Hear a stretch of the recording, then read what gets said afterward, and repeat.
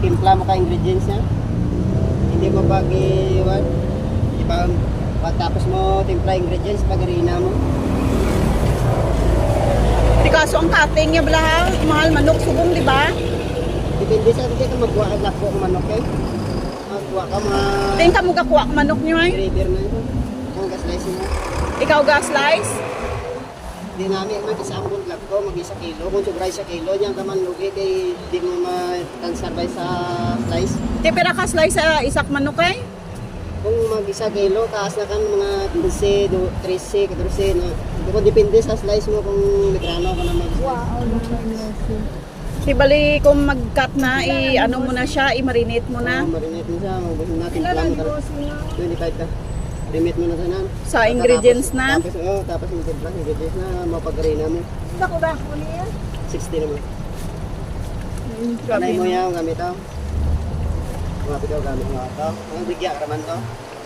Waay ganit ano kay kapangita ko ka ingredients, mahal-mahal ingredients dito sa Piak. Sila, ingredients to. Sa may kaichi, hindi sila magatag. Ikilala mo rang kaichi, subong? Oo. Na. Nga barato lang imo ya ha. Mahalan, hindi ba? Sa amon to tag ano do dyan? Tag 30. Hindi ganyan, yung bitching ko, mahalan na iba. Kaya nga tag pulo. Gaya mo na si Punta Pulo. Nami, di maga ubos man dyan sa isa kadlaw. Kulang. Di pressure do mo di isa kadlaw. Ni? Steam lang. Ang hamanduryaw da guro sa western ninyo na ay Isa lang di amin. isa lang na sila. Isa lang di. Ah. Iba yan, iba mo. Na may timplada yan no? Ikaw niya gatimpla?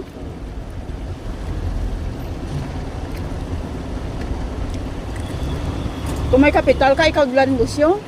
No? Mga pira mo or less magasto. Bitching ko. Taga din ka? Taga din ka? Taga Ah. Bigyan mo yan ako. Pinagyan. Tagpira dyang chicken skin. Pinagyan. Ay, may nagyan ito na? Ang bali lang ni Mugin bakal namon.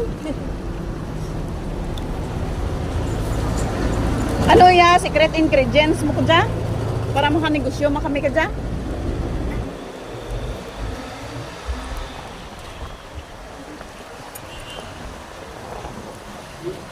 Guro ka, unta ka guro hay, bisa ma 500 adihay no?